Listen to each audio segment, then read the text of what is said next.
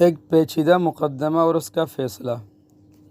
یہ واقعہ امیر المؤمنین حضرت علی کرم اللہ وجہہ کے دور مبارک کا ہے۔ دو مسافر کافی چلنے کے بعد تھک گئے تو انہیں شدت سے بھوک محسوس ہوئی۔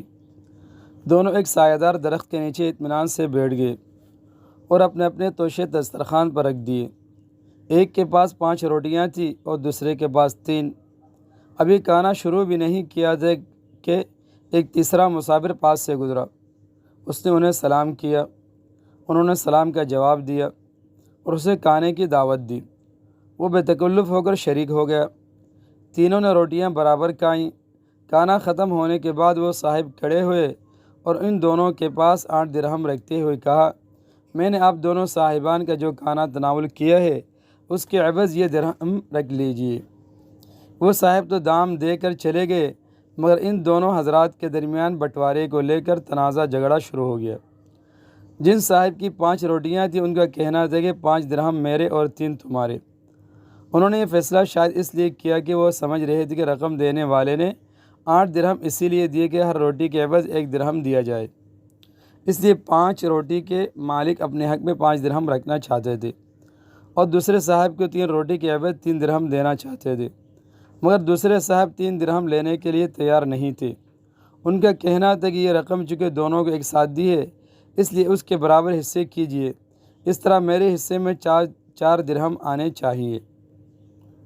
وہ 4 درہم لینے کے لیے بضد تھے۔ آخر باہمی گفت و شنید کہنے سننے سے مسئلہ حل نہ ہو سکا تو وہ امیر المؤمنین حضرت علی رضی اللہ تعالیٰ عنہ کی بارگاہ میں فیصلے کے لیے حاضر ہوئے۔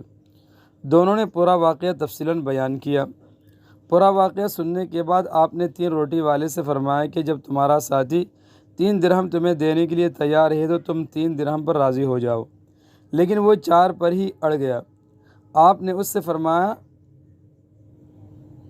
ویسے وہ تمہیں 3 درہم دے کر تم پر احسان ہی کرنا چاہتا ہے، ورنہ انصاف کا تقاضا یہ کہ تمہیں 1 ہی درہم ملنا چاہیے۔ اس شخص نے بہت ہی ادب سے کہا، سبحان اللہ، اگر انصاف کا یہی تقاضا ہے تو مجھے اس کی وجہ بتائیے، میں اسے قبول کر لوں گا۔ حضرت علی رضی اللہ تعالیٰ عنہ نے اسے سمجھاتے ہوئے فرمایا، روٹیاں 8 تھیں اور کھانے والے 3، ظاہر ہے کہ 3 پر 8 برابر تقسیم نہیں ہو سکتے، اس لیے معنی یہ جائے کہ سب نے برابر روٹیاں کھائی ہے تو سب کو مساوی کرنے کے لیے روٹیوں کے حصے یا ٹکڑے مانے جائیں۔ ہر روٹی کو 3 ٹکڑوں میں تقسیم کیا جائے، اس طرح 8 روٹیوں کے 24 ٹکڑے ہوئے۔ اس حساب سے ہر شخص نے روٹی کے 8 ٹکڑے کھائے۔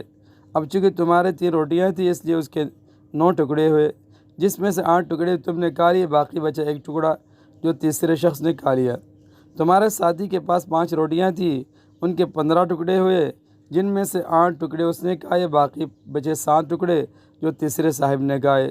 تو معلوم ہے کہ اس شخص نے تمہاری روٹی کا صرف 1 ٹکڑا ہی کھایا ہے، اس لیے تمہارا حق صرف 1 درہم ہے، اور تیسرے نے اس ساتھی کی روٹی کے 7 ٹکڑے کھائے، اس لیے اس کا حق 7 درہم ہے۔ وہ شخص اس فیصلے پر راضی ہو گیا۔ غور فرمائیں مقدمہ کتنا پیچیدہ تھا اور کتنی آسانی سے فیصلہ ہو گیا۔ تاریخ الخلفاء للسیوطی۔